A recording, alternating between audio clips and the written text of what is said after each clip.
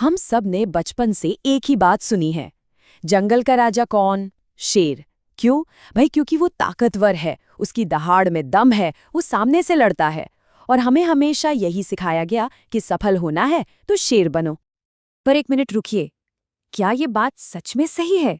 क्या सिर्फ ताकतवर होना ही सफलता की गारंटी है? चलिए आज इसी सोच को थोड़ा तोड़कर देखते हैं। क्या होगा अगर मैं कहूं कि जंगल का राजा शेर अपनी पूरी ताकत लगाने के बावजूद जब भी शिकार पे निकलता है तो 10 में से 8 बार फेल हो जाता है। जी हाँ, 80% बार उसे खाली हाथ लौटना पड़ता है।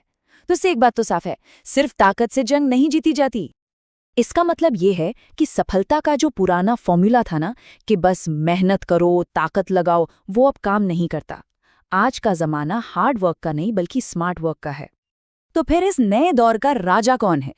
जी हाँ, इसी जंगल में एक ऐसा जानवर भी है जो शायद ही कभी भूखा सोता है। उसके पास ना तो शेर जैसी ताकत है, ना बाघ जैसे पंजे, फिर भी वो हमेशा कामयाब होता है। और वो है लोमड़ी। और आज हम इसी फॉक्स माइंडसेट को समझने वाले हैं। तो चलिए फॉक्स माइंडसेट का पहला नियम समझते हैं, और वो है बदलो या फिर मिट जाओ। इसे समझने के लिए हमें 2 तरह की सोच को देखना होगा, एक शाही की सोच और दूसरी लोमड़ी की। देखिए, रिसर्चर्स कहते हैं कि एक तरफ है हेजहॉग यानी शाही। जब भी कोई खतरा आता है ना, तो वो बस खुद को एक कांटेदार गेंद बना लेता है। बस एक ही तरीका। ये उन लोगों की तरह है जो कहते हैं मुझे सब पता है, मेरा तरीका ही बेस्ट है, वो बदलना ही नहीं चाहते। और दूसरी तरफ है फॉक्स यानी लोमड़ी। वो बहुत कुछ जानती है। अगर एक रास्ता बंद हो जाए तो फौरन दूसरा रास्ता खोज लेती है। वो हालात के हिसाब से खुद को ढाल लेती है। इसे एक असली कहानी से समझते हैं।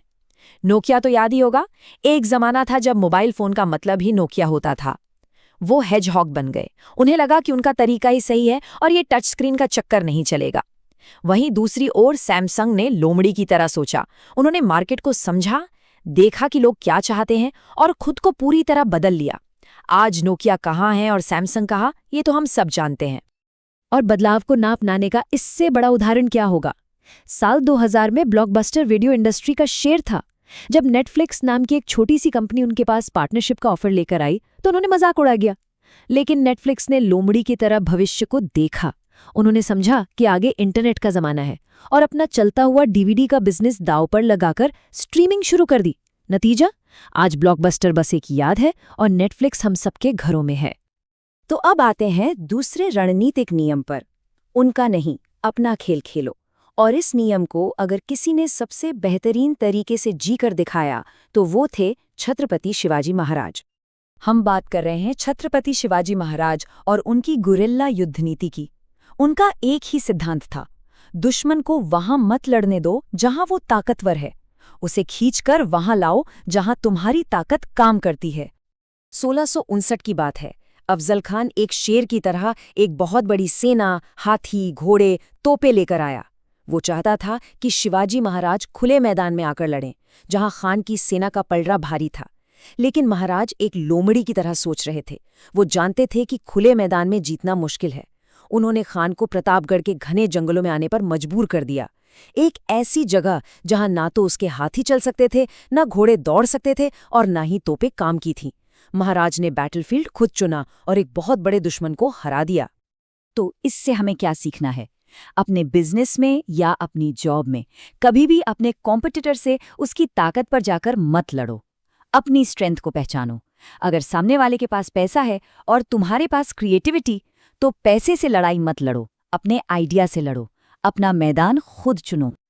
देखिए, हमें स्कूल में सिखाया जाता है कि हार्ड वर्क करो, लेकिन अगर सिर्फ हार्ड वर्क से ही सब कुछ होता तो दिन भर पत्थर तोड़ने वाला मजदूर सबसे अमीर होता। फॉक्स माइंडसेट कहता है स्मार्ट वर्क करो, मतलब ऐसा सिस्टम बनाओ जो तब भी काम करे जब तुम सो रहे हो। हर काम खुद मत करो, एक्सपर्ट्स को काम दो। और सबसे जरूरी, अपने फील्ड की जानकारी रखो। ज्ञान से बड़ा कोई हथियार नहीं होता। और अब आते हैं तीसरे और आखिरी नियम पर, चुपचाप जीतो। चलिए सफलता के इन आखिरी उसूलों को भी समझ लेते हैं।